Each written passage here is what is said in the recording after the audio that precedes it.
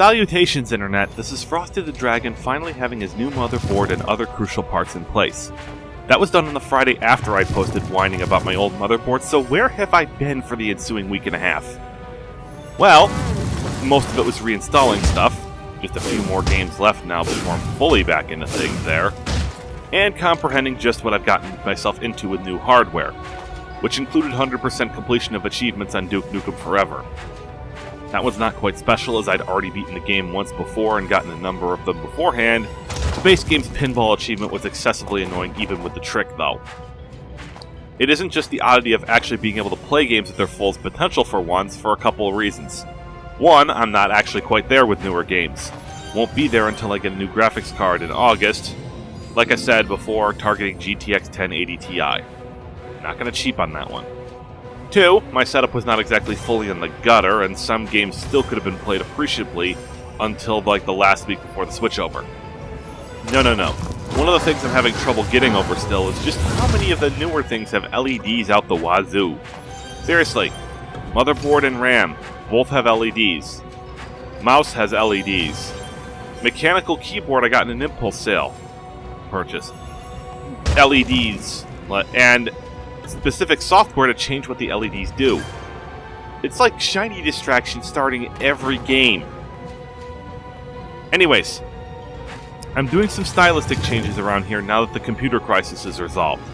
First, you're going to notice that the Altered Beast logo is gone.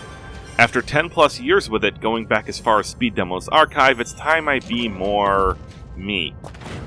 Currently, my icon is part of a larger sketch by Fur Affinity user Suki262, but I do plan to get something proper handled in the next few months. I have some sketching ability, which is apparently more than the whole rest of my immediate family could say, but not the right combination of skill and equipment to really do quality artwork of my own at this time. If I'm going to contribute anything to that community, it's going to either be conventions with a fursuit I'm making myself, or through stories. I got some editing to do with the story I have in mind, thanks to one particular complication with it though. Second change? Time for me to stop thinking of the whole dragon bit as an afterthought.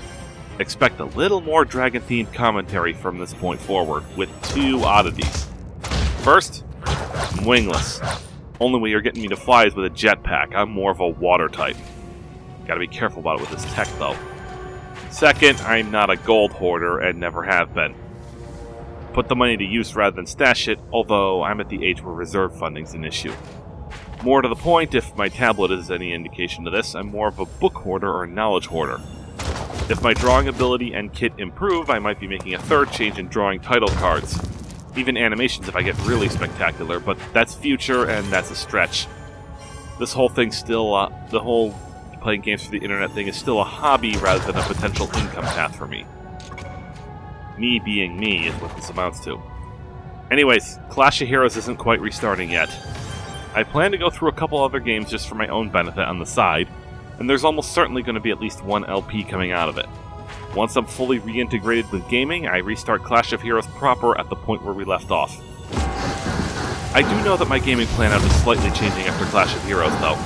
I still want to finish what I started, System Shock 2 and Knights of Merchants at bare minimum. Once I have my proper graphics card, though, Prey 2017 is going up there.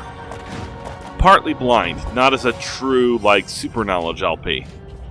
I know how it plays from my attempts to play in the old setup, never really got as far as I could have, and I'm not sure if I'm doing this before or after System Shock 2. This is Frosty, signing out.